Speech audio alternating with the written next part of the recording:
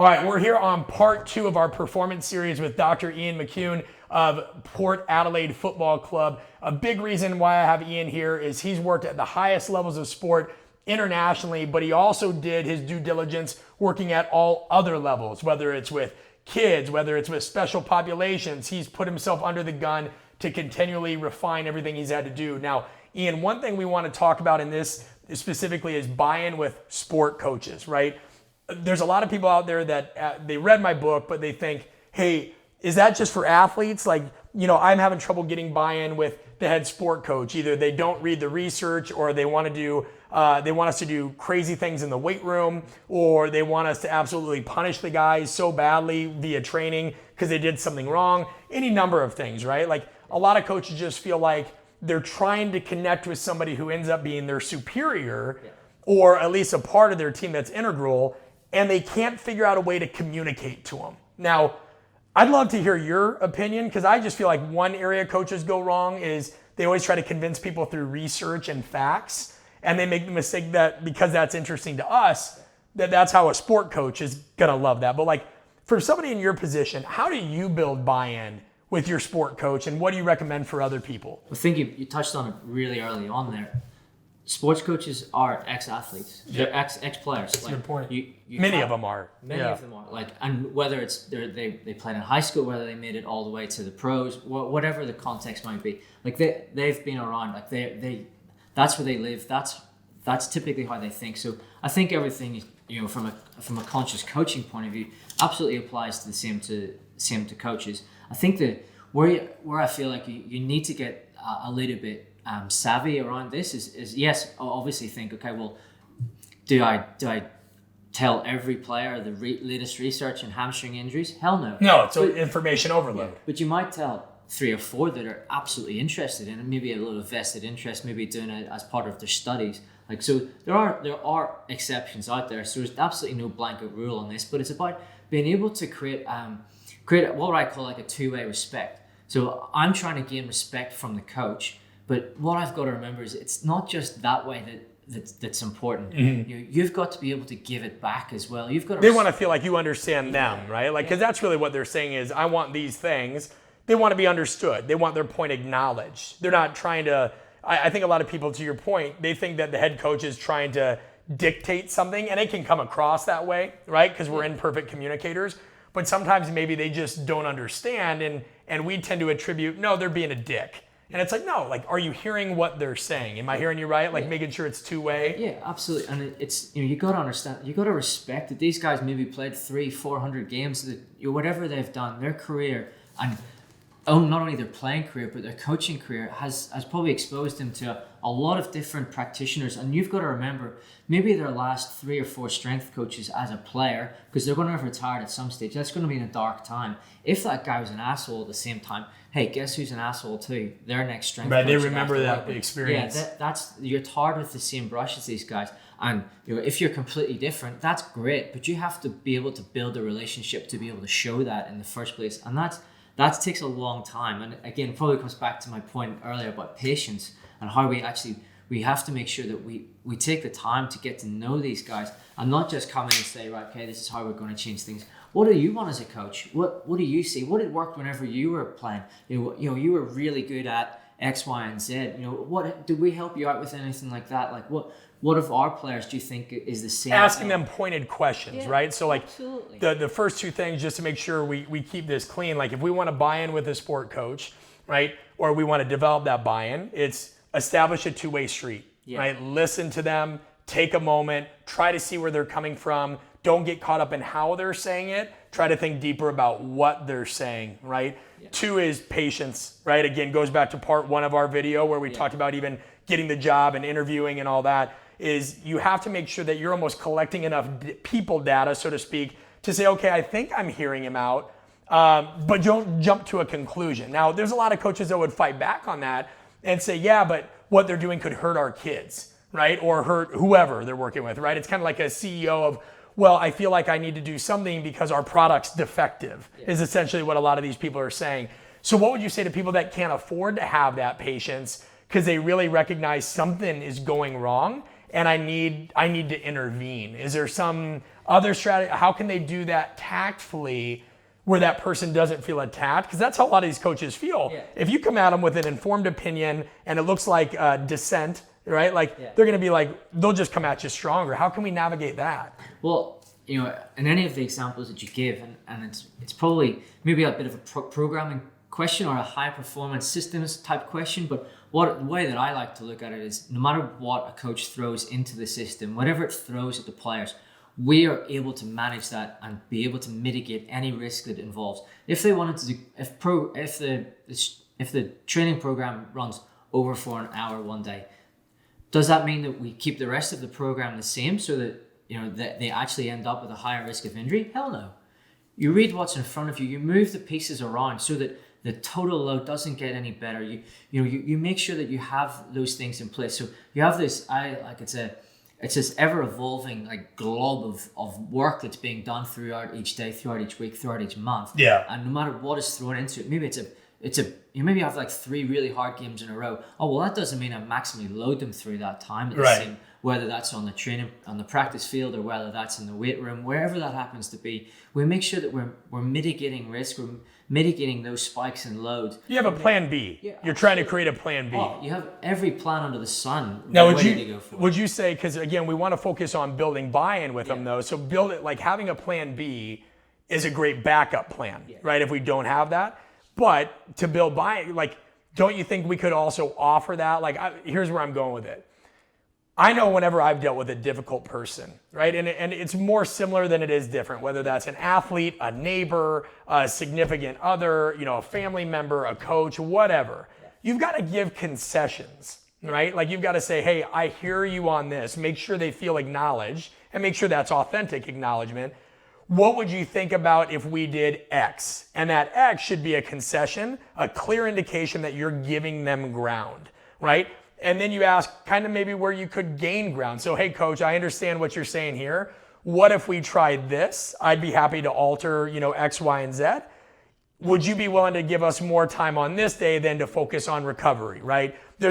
People want to feel heard, acknowledged, empowered. People want autonomy, mastery, and purpose. So do you think part of that plan B that wraps up into giving concessions and having something else? It absolutely has to. Okay. It absolutely has to. Yeah, you're going to be able to give. You got to have empathy from where they're coming from. You got to understand that. It's part of negotiation. Yeah, you got to negotiate with them, and that's part of it. So I know that I'm going to cover off in the load with whatever you throw at me. Yeah. But I'm going to make sure that obviously that's a safe load. But then we're going to make sure that we play around with the other pieces of the puzzle so that it doesn't get unnecessarily silly. But that's what you're always trying to do. You're respecting where the information or where that directive has come from, and giving them enough that they feel like, and it's over time they'll come around to how you think, and soon it'll be, okay, right, I know that I'll want this, but you've proven time and time again that we can cope with this.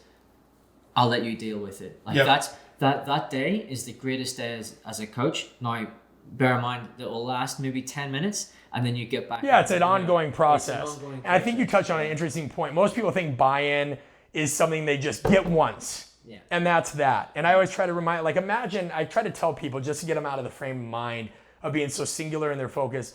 Would you ever approach your relationship that way, right? Whether you have a boyfriend, girlfriend, you're married, whatever. It's not like, okay, we had love or a connection or whatever. Now it's done, right? Buy-in's a continual process. So I think the two-way street, making sure you're listening, giving ground, don't be so obsessed about control and power dynamics. Yeah. And then also like understanding it's going to be a continual process. This isn't something you're trying to win. It's like when you negotiate, right? Negotiating well isn't about winning. It's about fact finding, discovery, learning about the other side. And I know another thing you said in the past is like, forget the fluff, like know your stuff and that's great. But at the same time, engage in no nonsense speak with people, like if you can, because they'll appreciate, you may say things in an imperfect fashion, but if it comes across as like, hey, I have a genuine desire to help coach and I'm not seeing where you're coming at from this, I want to work together on that. Like, what does that mean to you? Like when you say no fluff and all those kinds of things, how does that help with buy-in? I think the more authentic you are, the more buy-in you get automatic. But do you think they always care about that? Like, aren't there some coaches that would be like, they don't care how, like, to them, it's their way or the highway. You know, let's elevate that. Let's say you're coming across as authentic, but I don't really give a shit because I'm in charge. Now, how can we approach that? Yeah, well, that's a very difficult one, and that's where you need to push back with not the same level of aggression, because that just escalates and escalates, you know. But you have to be able to come back with, you know, the reason you're employed, or the reason you're in an organization is that you're good. Right. So don't forget about that. So it doesn't mean you don't have to have a pissing competition with somebody, particularly the top dog or the head coach. Like, that's just, you know, you're not going to win that one. Yeah. But what you can do is you can come back with the facts. You come back with, you know, with the empathy. You come back with, look, I understand that you want it for this reason. Here is the information which shows that this maybe isn't right.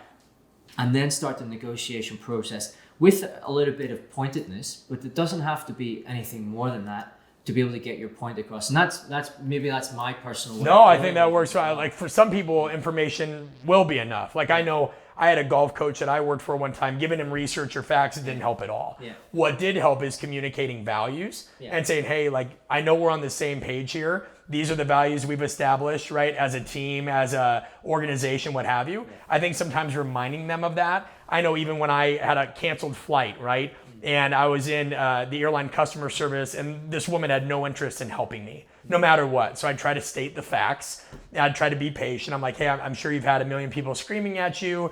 This was where my flight was. This is what was diverted. And she just, none of this mattered to her. And so I'm like, I'm running out. And then I see a plaque in the back that's like, it talked about how that airline was fully committed to customer satisfaction and helping them work that out. And I said, listen, this isn't ideal for either of us. But I understand that this airline is about, and I pointed to it, like customer satisfaction and finding ways to make this right.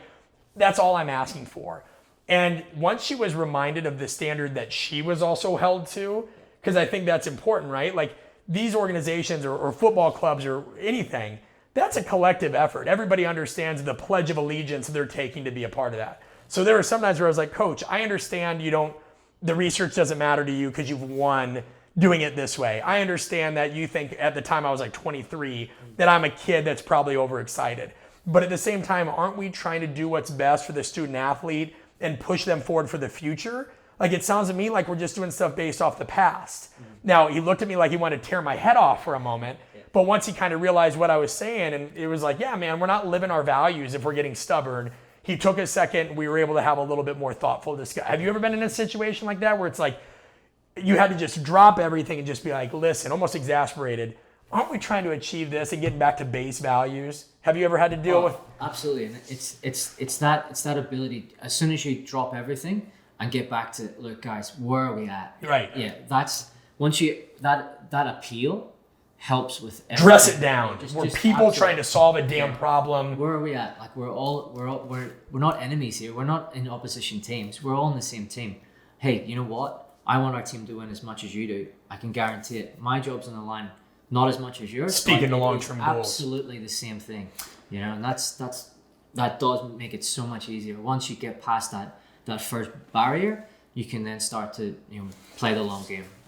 What role do you think just being consistent and managing your own state in these times of conflict plays as well? Because I know a weakness I have, Ian, is when I sense conflict, it's not about like, I want to prove I'm right.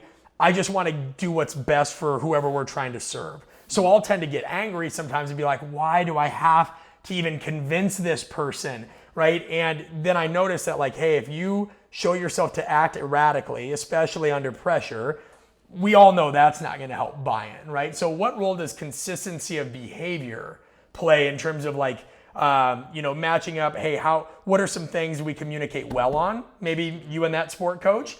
How can I match that so that when I address them with something we don't agree on, it still is like at least the same kind of approach, so to speak. Does that make sense? Consistency? No, I think consistency goes across the board. I think that you can't turn up one day and be pumped and ready to go and do absolutely everything, and then the next day turn up and barely want to put out a cone. I think that we have to be better than that as a profession. We have to make sure that we're turning up absolutely every day. And that doesn't have to be blood and guts and thunder every day. But right. It means that, and that probably comes back to diligence and attention to detail as well. Having pride in the profession in which you work. Like that is so crucial. Because they'll see that. They'll know at the end of the day, like if you're just a blowhard trying to get your way, or if you're a dedicated craftsman or woman, right? Like being like, all right, because those subtle things, that perception matters too, right? Like how do they see you on the other 20 some odd hours of the job, right? Because it's not just about like, oh, this is what I want now. How do you interact with them over the long term? Because so many people won't even interact thoughtfully with they'll kind of go through the pleasantries, right? How are you, coach? Good to see you, coach. How's everything? But it's having those interactions more consistently so you establish rapport in different mediums so that when you do hit conflict, you have so many other things to draw upon with that past relationship. Yeah, and I think you do it for mitigating conflict, but you also do it because if you have that relationship and people can trust upon what you're going to bring to the table, your performance improves so much as well. Like you get more buy-in from the sports coaches, which then means that their input or their expert opinion within things isn't just get them stronger and get them faster. Right. It's about making sure that, okay, this guy in this position, he's starting to lose his way a little bit. Can I come down and show you exactly what I want from Involve them in the process. Yeah, that's huge too. And being consistent. So like, if you imagine in any aspect, you've pulled this apart already, whether it's boyfriend, girlfriend, wife, a significant other, family member. If you're inconsistent with your behavior, if they don't know what they're going to get whenever they walk in the door to see you, how do you think that relationship's going to flourish? Right. It's absolutely not. So whatever it is, like you don't have to be up here all the time. It doesn't have to be 11 as soon as someone walks in the door. Yeah. But if you know that you're going to be consistent, you're going to give them the facts every time. You're going to turn up. You're going to be enthusiastic. You're going to ask them how they're going.